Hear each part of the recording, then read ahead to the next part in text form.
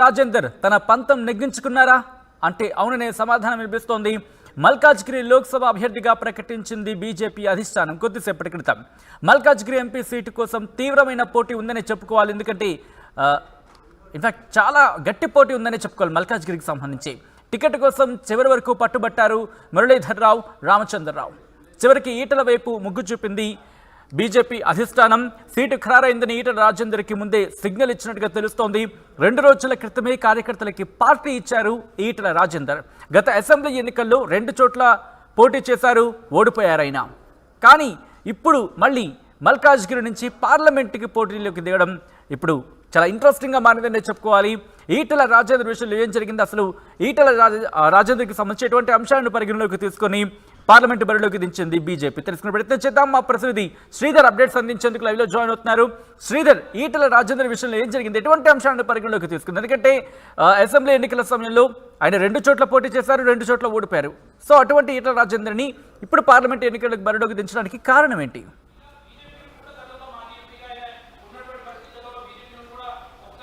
సచిన్ పట్టుబట్టి ఒకవైపు మల్కాజ్గిరి పార్లమెంట్ అభ్యర్థిగా కూడా ఒకవైపు ఈటల రాజేందర్ తన పంతం నెగ్గించుకున్నాడని చెప్పాలి. ఎందుకంటే ఈ పార్లమెంట్ స్థానానికి సంబంధించి బీజేపీలో చాలా మంది కూడా పోటీ పడ్డారు. ఒకవైపు స్థానికేతర నేతలు అని ఒకవైపు కూడా ప్రచారం చేస్తూనే కొంతమంది నేతలు ఒక 5 నుంచి 6 గ్రూప్ ఆఫ్ మెంబర్స్గా కలిసి కూడా ఒకవైపు ఈటల రాజేందర్ మల్కాజ్గిరి వస్తున్నాడని తెలిసి కూడా ఆయన వ్యతిరేకించినటువంటి పరిస్థితి ఉంది. కానీ ఎప్పుడైతే 2 చోట్ల అసెంబ్లీ ఎన్నికల్లో ఓడిపోయాలో ఈటల రాజేందర్, నెక్స్ట్ ఒకవైపు కూడా పార్లమెంట్ ఎన్నికల్లో ఒకవైపు కూడా ఆయనకు సంబంధించి కూడా కన్నేశారు. కూడా ఒకవైపు బరిలో దిగాలని చెప్పి కూడా ఈటల రాజేందర్ పూర్తి స్థాయిలో సిద్ధమై ఇదే విషయాన్ని హైకమాండ్ వద్ద కూడా వెల్లడించారు. తను మల్కాజ్గిరి బరిలో ఉంటాను, గెలిచి చూపిస్తానని చెప్పి కూడా ఒకవైపు మల్కాజ్గిరి ఒకవైపు బీజేపీ అధిష్టానం వద్ద తెలపడం కాకుండా ఈటల రాజేందర్కు సంబంధించి ఒక్కసారి సానుకూలంగా ఉన్నటువంటి అంశాలు ఏంటి, అసలు మల్కాజ్గిరికి సంబంధించి కూడా, ఎందుకంటే దేశంలోని అతిపెద్ద కాన్స్టిట్యున్సీ అయినటువంటి మల్కాజ్గిరి నియోజకవర్గంలో వివిధ రాష్ట్రాలకు చెందినటువంటి ప్రజలు దాదాపుగా 30 లక్షలకు పైగా కూడా ప్రజలు ఉంటారు. దానికి సంబంధించి అన్ని రాష్ట్రాలు అన్ని వర్గాలు అక్కడ ఉంటారు. కాబట్టి దానికి సంబంధించి కూడా పూర్తి స్థాయిలో ఈటల రాజేందర్ తను స్టేట్ వైజ్గా గుర్తుపడతారని చెప్పి కూడా హైకమాండ్ వద్ద వెల్లడించమే కాకుండా మరోవైపు ముందస్తుగా టికెట్ ప్రకటిస్తే మాత్రం ఒకవైపు తను గెలిచి చూపిస్తానని చెప్పి కూడా హైకమాండ్కు భరోసా ఇచ్చినట్లయితే సంవత్సరం ముందు నుంచి ఎప్పుడైతే అసెంబ్లీ ఎన్నికల్లో ఓటమి పాలనంతరం కూడా ఇటు రాష్ట్ర పర్యటనకి మొదటిసారిగా వచ్చినటువంటి అమిత్ షా ఒక ముఖ్య కార్యకర్తల సమావేశాన్ని హైదరాబాద్లో నిర్వహించారు. ఈ సమావేశానికి వచ్చినప్పుడే ఈటలకు సంబంధించినటువంటి ఓటమి పైన ఒకవైపు పునఃపరిశీలన చేయడమే కాకుండా మరోవైపు ఈటలకు నెక్స్ట్ పార్లమెంట్ ఎన్నికల్లో ఎక్కడి నుంచి నిలబెడితే బాగుంటుందన్న దానిపై ఒక చర్చ అయితే జరిగింది. వీటన్నిటి కూడా వివిధ స్థానాలు ముందుగా ఈటల రాజేంద్ర ఒకవైపు జహీరాబాద్ కానివ్వండి, మెదక్ కానీ వెళ్తారా అని ఒకవైపు కూడా పూర్తి స్థాయిలో పార్టీలో చర్చ జరిగిన సమాచారం. కానీ తను 19 నుంచి 20 ఏళ్ల నుంచి ఇక్కడే మల్కాజ్గిరి కాన్స్టిట్యున్సీలో ఉన్నటువంటి షామీర్పేటలో ఉంటున్నాను కాబట్టి స్థానికంగా తను ఉంటున్నాను, తను ఇక్కడ ప్రజలందరూ కూడా తనకు తెలుసు కాబట్టి ఇక్కడ నుంచే దిగతానని పట్టుబట్టడం. మరోవైపు ఇతర నేతలు ఒకవైపు కొంతమంది నేతలు ఇందాక చెప్పుకున్నట్టు ఈ టికెట్ను ప్రధానంగా ఆశించినటువంటి మురళీధర్ రావు ఎవరైతే ఉన్నారో ఆయన జాతీయ రాజకీయాల్లో కీలకంగా వ్యవహరిస్తున్నటువంటి నేత. ఆ నేతకు సంబంధించి గత 3 ఏళ్ళు ఇక్కడే పని చేసుకుంటున్నాను, ఆ టికెట్ తనకే ఇవ్వాలని కూడా ఆయన కూడా పట్టినటువంటి పరిస్థితి. ఎందుకంటే ఆయన పుట్టి పెరిగింది మొత్తం సంఘ్ బ్యాక్గ్రౌండ్ అలాగే పార్టీ బ్యాక్గ్రౌండ్ ఉన్నటువంటి వ్యక్తి కాబట్టి ఆయన ముందు నుంచి బీజేపీ ఉన్నారు కాబట్టి ఆయనకు సంబంధించి జాతీయ నేత మురళీధర్ రావు వర్సెస్ ఈటలా కొనసాగింది. మధ్యలో సంబంధించి కూడా కొంతమంది నేతలు అటు బీజేపీ అర్బన్ జిల్లా అధ్యక్షుడు హరీష్ రెడ్డి కావచ్చు, మరోవైపు మాజీ ఎంపీ సురేష్ రెడ్డి కావచ్చు, మాజీ ఎమ్మెల్యే కూన శ్రీశైలం కూడా, అలాగే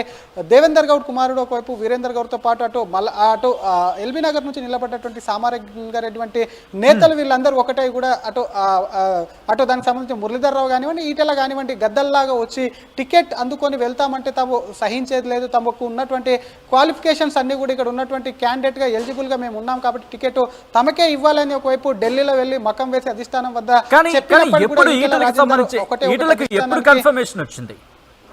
ఎప్పుడు కన్ఫర్మేషన్ వచ్చింది? సచిన్ ఇందాక చెప్పుకున్నట్టు ఎప్పుడైతే అమిత్ షా మొదటిసారిగా అటు అసెంబ్లీ ఎన్నికల అనంతరం హైదరాబాద్ తుక్కుగూడకు ముఖ్య కార్యకర్తల సమావేశానికి హాజరయ్యారో దానికి సంబంధించి ఆ రోజే ప్రైవేట్గా ఒకవైపు ఈటెల బండి సంజయ్తో కూడా ఒకవైపు అమిత్ షా కూడా భేటీ అయ్యారు. దానికి సంబంధించి ఆ రోజే ఒకవైపు అమిత్ షా గ్రీన్ సిగ్నల్ ఇచ్చినట్టు కూడా ఒకవైపు కూడా ఈటెల వర్గాలు తెలిపాయి. కానీ ఆ రోజు ఎక్కడ కూడా ఎప్పుడైతే ఈటెల రాజేందర్కి ఇస్తారని తెలిసిందో ఇప్పుడు దాకా చెప్పుకున్న వాళ్ళందరూ కూడా వ్యతిరేకించినప్పటికీ ఈటెలకు సంబంధించి ఒకవైపు బరిలో అక్కడ నిలిస్తే ఏ విధంగా ఉంటుందని చెప్పి కూడా ఒకవైపు కూడా పార్టీ అక్కడ నుంచి ఈటెల ఈటెల రాజేందర్ నిలబెడితే ఏ విధంగా ఒక సర్వే అయితే చేయించినట్టు సమాచారం. మరోపక్క ఇతర కాన్స్టిట్యున్సీలకు సంబంధించి ఈటెలను ఒకవేళ అటు సీనియర్ నేతగా ఉన్నటువంటి మురళీధర్ రావు అదే టికెట్ ఆశిస్తున్నారు, తను అక్కడ నుంచి 3 ఏళ్ల నుంచి పనిచేసుకుంటానని చెప్తున్నారు కాబట్టి ఆయనకు సంబంధించి మరొక చోట అడ్జస్ట్ చేసి ఏ విధంగా ఉంటుందని చెప్పి కూడా పార్టీ ఆలోచన చేసినప్పటికీ ఈటెల రాజేందర్ వీటన్నిటికీ కూడా ససేమిరా మల్కాజ్గిరి టికెట్ కావాలని పట్టుబట్టడంతో కూడా ఒకవైపు అధిష్టానం చివరికి ఆయనకే ఒకవైపు కూడా టికెట్కు గ్రీన్ సిగ్నల్ ఇచ్చినటువంటి పరిస్థితి. మరోపక్క ఈటెల రాజేందర్కు ముందస్తుగా టికెట్ ప్రకటిస్తే ఇందాక చెప్పుకున్నటువంటి దేశంలోనే అతిపెద్ద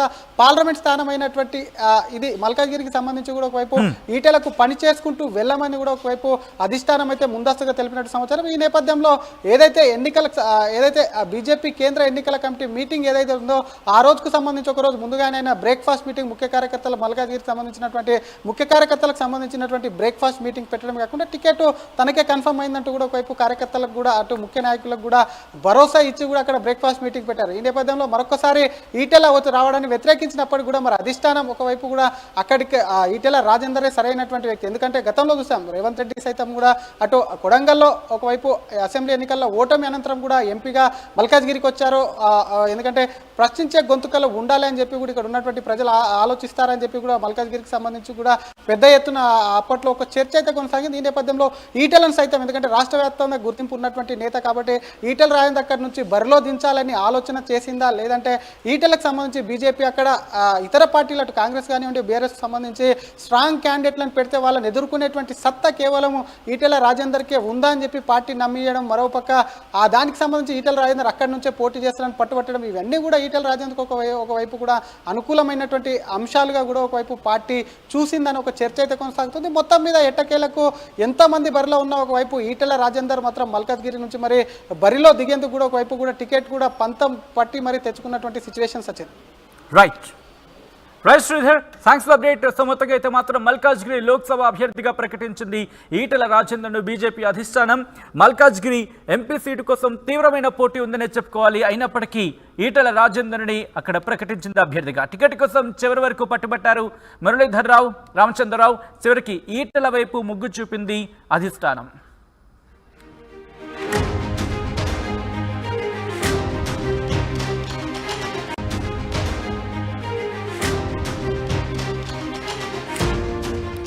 బ్రేకింగ్ న్యూస్ చూస్తున్నారు. ఈటెల రాజేందర్ తన పంతం నెగ్గించుకున్నారా అంటే అవుననే సమాధానం వినిపిస్తోంది. మల్కాజ్గిరి లోక్సభ అభ్యర్థిగా ప్రకటించింది బీజేపీ అధిష్టానం కొద్దిసేపటి క్రితం. మల్కాజ్గిరి ఎంపీ సీటు కోసం తీవ్రమైన పోటీ ఉందని చెప్పుకోవాలి. ఎందుకంటే ఇన్ఫాక్ట్ చాలా గట్టి పోటీ ఉందని చెప్పుకోవాలి మల్కాజ్గిరికి సంబంధించి. టికెట్ కోసం చివరి వరకు పట్టుబట్టారు మురళీధర్ రావు, రామచంద్రరావు. చివరికి ఈటెల వైపు మొగ్గు చూపింది బీజేపీ అధిష్టానం. సీటు ఖరారైందని ఈటెల రాజేందర్కి ముందే సిగ్నల్ ఇచ్చినట్టుగా తెలుస్తోంది. 2 రోజుల క్రితమే కార్యకర్తలకి పార్టీ ఇచ్చారు ఈటెల రాజేందర్. గత అసెంబ్లీ ఎన్నికల్లో 2 చోట్ల పోటీ చేశారు, ఓడిపోయారైనా. కానీ ఇప్పుడు మళ్ళీ మల్కాజ్గిరి నుంచి పార్లమెంటుకి పోటీలోకి దిగడం ఇప్పుడు చాలా ఇంట్రెస్టింగ్గా మారిందని చెప్పుకోవాలి. ఈటెల రాజేందర్ విషయంలో ఏం జరిగింది, అసలు ఈటెల రాజేందర్కి సంబంధించినటువంటి అంశాలను పరిగణలోకి తీసుకొని పార్లమెంటు బరిలోకి దించింది బీజేపీ. తెలుసుకునే ప్రయత్నం చేద్దాం. మా ప్రతినిధి శ్రీధర్ అప్డేట్స్ అందించేందుకు లైవ్లో జాయిన్ అవుతున్నారు. శ్రీధర్, ఈటెల రాజేందర్ విషయంలో ఏం జరిగింది, ఎటువంటి అంశాలను పరిగణలోకి తీసుకుంది? ఎందుకంటే అసెంబ్లీ ఎన్నికల సమయంలో ఆయన 2 చోట్ల పోటీ చేశారు, 2 చోట్ల ఓడిపోయారు. సో అటువంటి ఈటెల రాజేందర్ని ఇప్పుడు పార్లమెంటు ఎన్నికలకు బరిలోకి దించడానికి కారణం ఏంటి?